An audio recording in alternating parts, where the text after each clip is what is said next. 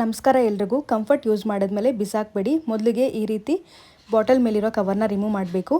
ನಂತರ ವಿಡಿಯೋಲಿ ತೋರಿಸಿರೋ ಥರ ನೀಟಾಗಿ ಶೇಪಲ್ಲಿ ಡ್ರಾ ಮಾಡ್ಕೋಬೇಕು. ಅದಾದಮೇಲೆ ನೀಟಾಗಿ ಒಂದು ಸಿಸರ್ ಅಥವಾ ಬ್ಲೇಡ್ನ ಯೂಸ್ ಮಾಡಿಕೊಂಡು ನಿಧಾನವಾಗಿ ಕಟ್ ಮಾಡ್ಕೋಬೇಕು. ನೋಡಿ, ನಂತರ ಒಂದು ಹೋಲ್ನ ಮಾಡ್ಕೊಂಡಿದ್ದೀವಿ. ನಾವು ಈ ಸ್ಕ್ರೂ ಡ್ರೈವರ್ನ ಯೂಸ್ ಮಾಡಿಕೊಂಡು ಹೋಲ್ ಮಾಡ್ಕೊಂಡಿದ್ದೀವಿ. ನೋಡಿ, ಕ್ಯೂಟ್ ಪೆನ್ ಸ್ಟ್ಯಾಂಡ್ ರೆಡಿ ಆಯಿತು. ನಮಸ್ಕಾರ ಎಲ್ರಿಗೂ. ಸ್ಟೀಲ್ ನಾರನ್ನ ಬಳಸಬೇಕಾದ್ರೆ ಕೈ ಚುಚ್ಕೊಳ್ತಿದ್ಯಾ? ಹಾಗಾದರೆ ಈ ವಿಡಿಯೋ ನೋಡಿ. ಮೊದಲನೇದಾಗಿ ಒಂದು ಉದ್ದವಾದ ಬಾಟಲ್ ಕ್ಯಾಪ್ ಅಥವಾ ಕಂಫರ್ಟ್ ಕ್ಯಾಪ್ನ ತಗೊಳ್ಳಿ.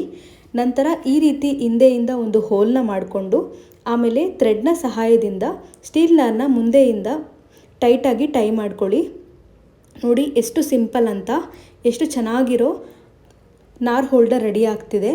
ನೋಡಿ, ಹೀಗೆ ಯಾವುದೇ ವಸ್ತು ಆಗಲಿ ಮನೇಲಿ ಬಿಸಾಕೋಕ್ಕೂ ಮುಂಚೆ ಯೋಚನೆ ಮಾಡಿ ಇದನ್ನು ಹೇಗೆ ರೀಯೂಸ್ ಮಾಡ್ಕೋಬೋದು ಅಂತ. ಆವಾಗ ಏನೂ ವೇಸ್ಟ್ ಆಗಲ್ಲ. ನೋಡಿ, ಈ ಸಿಂಪಲ್ಲಾಗಿ ಮಾಡ್ಕೊಳ್ಳೋದ್ರಿಂದ ನಿಮ್ಮ ಕೈಗೆ ಏನೂ ನೋವಾಗಲ್ಲ. ನೋಡಿ, ಆರಾಮಾಗಿ ಪಾತ್ರೆನ ಬೆಳಗ್ಬೋದು. ಈ ವಿಡಿಯೋ ಇಷ್ಟ ಆಗಿದ್ರೆ ಲೈಕ್ ಮಾಡಿ, ನಮ್ಮ ಚಾನಲ್ನ ಸಬ್ಸ್ಕ್ರೈಬ್ ಮಾಡಿ.